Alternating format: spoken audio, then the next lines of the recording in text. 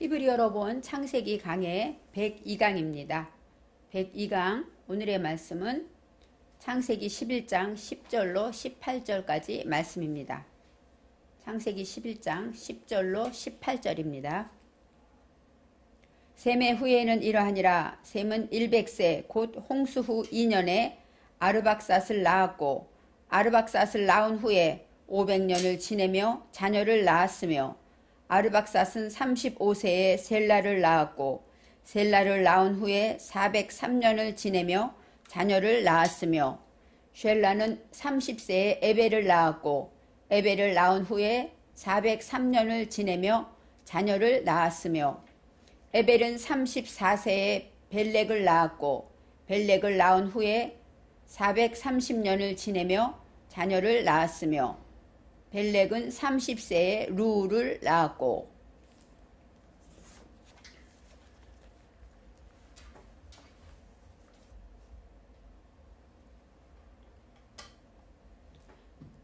노아의 방주에서 나온 노아의 가족들이 하나님이 명령하신 대로 축복하신 대로 땅에서 번성하여 생육하고 번성하여 땅에 가득하게 됩니다.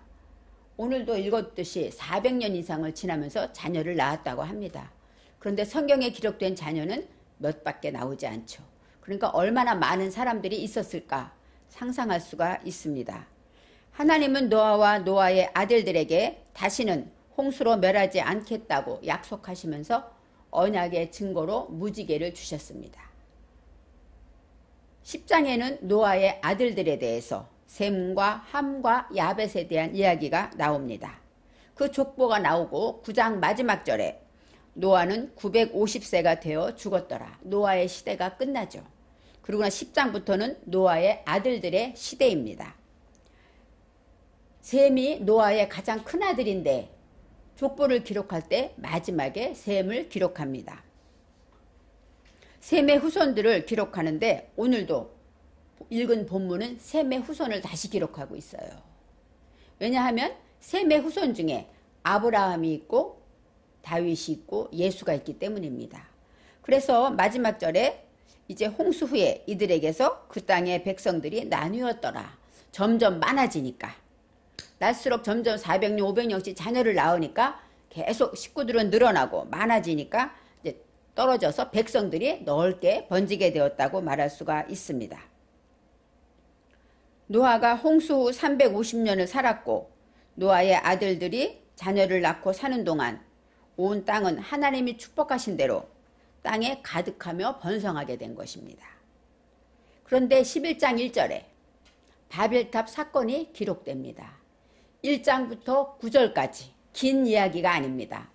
11장 1절부터 9절까지 갑자기 바벨탑의 이야기가 등장합니다. 11장 1절에 땅의 언어가 하나요 말이 하나였더라. 당연히 노아의 후손이기 때문에 할아버지한테 배운 말, 언어 모든 것이 전수됐기 때문에 언어는 하나일 것입니다. 그래서 이제 2절에서 노아의 자손들이 동방으로 옮기다가 이 동방이라는 것은 케뎀, 바로 동쪽을 말하는데 그것은 전진하다, 앞으로, 앞서다 이런 뜻이 있습니다. 그러니까 노아의 자손들은 번성하고 번성하면 또 앞으로 나가고 번성하면 번성하면 또 앞으로 나가고 그래서 넓은 땅에 편만하게 되었다는 것이죠. 그렇게 됐는데 2절에 동방으로 옮기다가 신할 평지를 만났다고 그래요. 이 신할 평지, 이 신할이라는 것은 나로 해서 초창기, 젊은, 자신을 일깨우다 이런 뜻이에요. 그러니까 나의 젊은 시절 이런 것이죠. 우리도 어때요? 가끔 젊은 시절로 가고 싶다 이러잖아요. 어떤 초창기고 젊은 시절이고 자신을 스스로 일깨우면서 어떤 그 자신에 대한 자기를 인식하게 되는 그런 땅에 머무르게 될 때 그들은 어떻게 되냐면 정착하였다, 거류하였다 이렇게 나오죠. 점점 하나님의 말씀대로 번성하고 번성해서 편만하게 이제 넓게 번성해야 하는데 그들이 신할 땅에서 점점 옮기던 것을 번성하는 것을 멈추고 정착하게 된다고 합니다. 여기서 옮기다가 나사인데 나사는 여행하다, 행진하다, 말뚝을 뽑다 그런 얘기예요. 그러니까 이스라엘 백성이 장막으로 짓고 살았기 때문에 그들이 이제 옮기려면 어때요? 장막 말뚝을 뽑아야 옮길 수가 있겠죠. 그처럼 그들은 여행한다는 것은 그런 식으로 모든 것을 있다가 또 하나님이 말씀하시면 또 옮기고 이렇게 옮겨야 되는데 이제는 옮기지 않고 거류하게 되었다. 이 얘기를 할 때는 야샤브 거주하다 머물다. 이제는 떠나지 않고 여기서 이제 그만 떠나자. 그만 움직이자. 머물자. 이렇게 됐다는 것이죠. 그리고 벽돌을 만들어서 견고히 굽자. 이렇게 나옵니다. 벽돌을 만들다가 다 똑같이 라반입니다. 라반이라는 것은 희다, 깨끗하게 하다. 검은 것을 어때요? 점점 하얗게 하는 것이에요.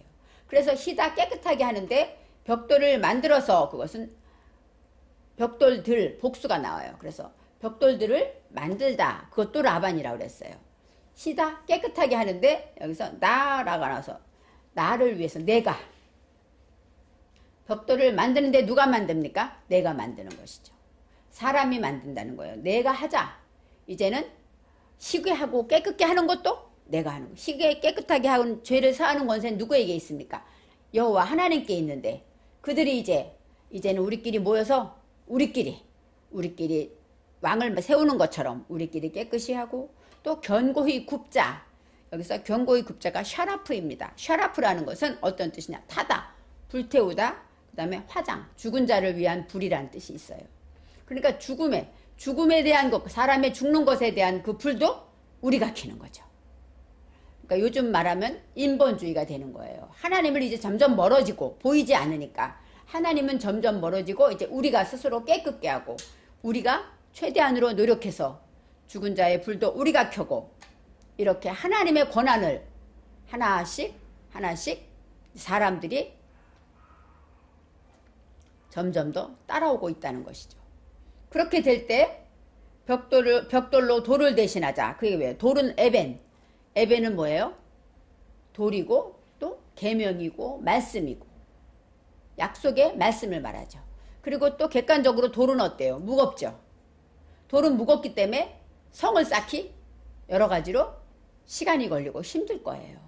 그런데 이제 하나님이 주신 돌을 버리고 우리가 벽돌을 깨끗하게 따로 벽돌은 가벼울 거 아니에요. 아무리 그래도. 그러니까 벽돌을 만들어서 견고히 구워서 이제는 성을 쌓자. 이렇게 말하는 것이죠.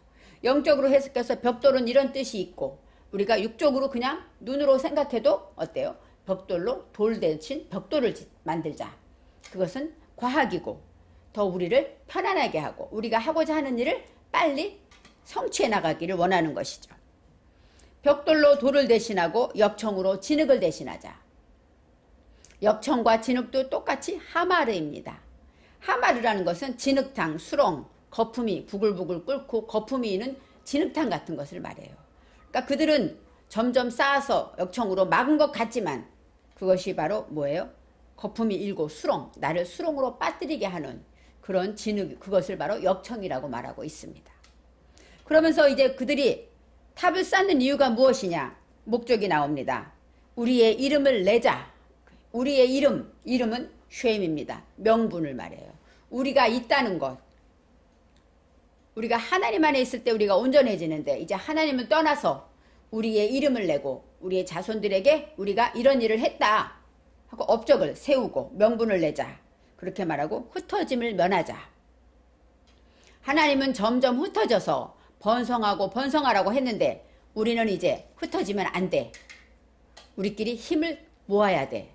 이런 마음으로 사람들이 점점 더 어때요? 하나님을 배반하게 되는 것이죠. 시간이 지날수록 노아의 믿음, 진짜 방주 안에 있다가 나온 그 사람들은 다 죽었죠.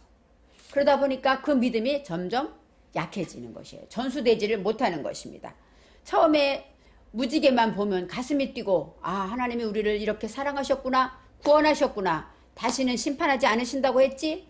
이랬던 사람들이 자손을 낳고 시간이 지나면서 많은 자손이 생기면서 그들은 믿음이 퇴색되고 스스로 자신을 정결케 하게 하고 죽은 자를 위한 불도 스스로 켜면서 점점 더 과학과 인본주의로 하나님 없이 살아가는 방법을 모색하게 됩니다. 우리가 모두 알다시피 죽은 자의 영혼은 하나님께서 관장하시고 하나님이 심판하시고 하나님이 천국으로 인도하시는데 그것조차도 자신들이 하겠다는 것이죠. 그러면서 점점 죄악이 많아지면 많아질수록 어떨까요? 심판이 두려운 것입니다. 물로 심판했다는 소식을 예전부터 하나님이 물로 심판했어. 그래서 우리는 이렇게 나와서 우리만 살아서 나온 거야. 구전으로 전수됐을 텐데 점점 더 갈수록 죄를 지으면 지을수록 물로 심판하실 하나님이 두려운 것입니다. 그래서 말합니다. 이제는 흩어짐을 면하자 하고 말씀하시면서 뭐라 그러냐면 우리의 꼭대기 이 탑을 어디까지? 하늘까지 닿게 하자. 그 얘기죠. 근데 빼 하고 나오기 빼 샤마임 나오기 때문에 하늘 안에까지 바로 하늘 밑에까지 거기까지 높이 쌓자는 거예요. 그것은 무엇일까요? 물로 심판할 때 산들도 다 잠겼으니까 더 높이 하늘까지 닿았을 정도로 높이 쌓아서 물로 심판해도 우리는 구원받자. 우리는 멸망받지 말자. 이렇게 생각한 것이죠. 그래서 믿음이 없고 폐역하게 되면서 심판을 준비하는 마음으로 과학적으로 인본주의로 이제는 흩어지지 말자. 우리끼리 힘을 모아야 돼. 그래야 하나님이 심판해도 우리가 탑을 쌓아서 우리가 살아날 수 있어. 이렇게 생각한다는 것입니다. 지난 강의에서 이제 여호와께서 이 땅에 그들을 보려고 내려오시죠. 그들이 탑 쌓는 것을 보시려고 내려오셨다. 이렇게 성경에 나와 있습니다. 내려오다는 야라드예요. 야레드. 야레드는 내려오다. 낮아지다. 하나님이 이 땅에 오신 것은 야레드, 낮아진 것이죠. 예수님도 하나님이신데 이 땅에 사람의 몸을 입고 오신 것, 바로 낮아짐으로 오신 거예요. 그렇게 하나님께서 강림하셔서 그들을 어떻게 합니까? 언어를 혼잡게 하여서 탑 쌓기를 멈추게 하시죠. 그들이 가지고 있는 것을 통해서 하나님께서 역사하시는 것입니다. 그들을 온 지면에 흩으셨다 하고 성경은 말하고 있습니다. 여호와께서 강림하셔서 여호와의 방법대로 그들을 흩으십니다. 흩어짐을 면하보려고 하나님의 심판이 두려워서 하늘까지 탑을 쌓는 사람들을 하나님은 흩어지게 하시고 성 쌓기를 그치게 하십니다. 그 이름을 바벨이라 하였더라. 성경에 나와 있습니다. 이 바벨이라는 것은 발랄인데 섞다, 혼합시키다, 먹이를 주다. 그러니까 언어를 혼잡게 했다 해서 바벨이라는 것입니다. 11장에 10장 마지막까지 셈의 후손이 나오고 11장 10절 오늘도 다시 셈의 후손이 나옵니다. 그 사이에 바벨탑 사건이 1절부터 9절까지 기록된 이유는 무엇일까요? 그들의 믿음이 점점 죄악이 관영하였다는 것입니다. 그래서 하나님께서 역사하시는 일이 필요하셨죠. 하나님의 구원의 손길이 필요해서 이제는 10절부터 다시 셈의 족보가 나옵니다. 노아의 믿음은 없고 우리는 믿음이 연약할수록 하나님의 말씀을 믿지 못하죠. 영원한 천국이 있다고 했는데도 어때요? 믿음이 없는 자는 믿지 못하고 두려워합니다. 또 예수를 믿으면 그 믿음으로 구원받는다 했는데 믿음이 없는 자는 그 구원의 확신을 누리지 못하죠. 언약의 무지개는 날마다 그날도 하늘의 무지개가 떴지만 많은 믿음이 있는 자는 그 무지개를 보고 하나님의 약속을 믿고 기뻐하지만 무지개를 보았지만 믿음이 없는 자들은 어때요? 심판을 생각하죠. 두려움을 생각합니다. 이처럼 두려워하는 자는 천국에 가지 못한다고 한 것, 그것처럼 하나님을 두려워하게 되는 자는 믿음이 없다는 것입니다. 10절에부터 다시 셈의 족보가 나옵니다. 셈은 100세 곧 홍수 후 2년에 아르박삿을 낳았고 홍수 후 2년이면 100세가 되었대요. 그러면 이 셈은 98세 방주에서 나왔다는 얘기입니다. 그처럼 이제 자녀를 낳았는데 특히 아르박삿을 낳았다 나와요. 왜냐하면 예수님의 족보에 아르박삿이 나와 있기 때문입니다. 많은 자녀를 낳았겠죠. 하나만 낳겠습니까? 98세에 아르박삿을 낳았는데 뒤에 보면 30세에 낳았다 이렇게 나오는 거 보면 예전에는 일찍 결혼해서 일찍 자녀를 낳았다는 것이죠. 그런데 여기서 특별히 아르박삿을 낳았다 하는 얘기는 예수님의 족보에 들어있는 사람이기 때문에 다시 기록하고 있습니다. 10장에 셈의 족보가 나오는데 그 중에서 다시 아르박삿부터 다시 기록됩니다. 아르박삿이라는 것은 라파인데 라파는 손을 늘어뜨리다, 긴장이 풀어지다, 게으르다 이런 뜻이 있어요. 그러니까 이제 셈은 홍수 후에 밖에 나와서 점점 더 어때요? 2년이 지나면서 점점 긴장이 풀리고 게을러지고 그런 것을 출산하게 되었다. 그런 것을 이제는 어때요? 정신에 세우게 되었다. 이렇게 말할 수가 있습니다. 11절에 아르박삿을 낳은 후에 500년을 지내며 자녀를 낳았. 500년 동안 자녀를 낳았어요. 그래 얼마나 많은 자녀가 있었겠습니까? 여기서 500년, 500이라는 5는 한마쉬입니다. 한마쉬는 용감하다, 전투태세를 갖추다 이런 뜻입니다. 긴장하고 이런 것들을 다 이제 놔버리고 이제는 전투태세를 갖추고 하나님의 말씀의 목표를 가지고 반복하면서 자녀를 낳았다고 하는 것이죠. 하나님의 말씀을 지키고 반복했다는 것이에요. 그래서 자녀를 낳았고 12절에 아르박삿은 35세에 셀라를 낳았다 이렇게 나옵니다. 500년 동안 자녀를 낳았는데 그 중에 기록된 자녀는 누구입니까? 35세에 낳은 셀라를 말하죠. 예수님의 족보에 있기 때문에 그렇습니다.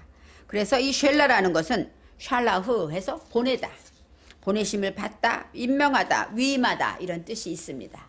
그래서 하나님께 보내심을 받았다 이렇게 설명할 수가 있죠. 그 다음에 13절에 셀라를 낳은 후에 403년을 지내며 자녀를 낳았더라. 그러니까 아르박삿은 35세뿐이 아니라 400년 이상을 자녀를 낳았다. 또 14절에 셀라는 30세에 에벨을 낳았다. 400년 동안 낳은 자녀 중에 이제 하나 기록할 자녀가 에벨입니다.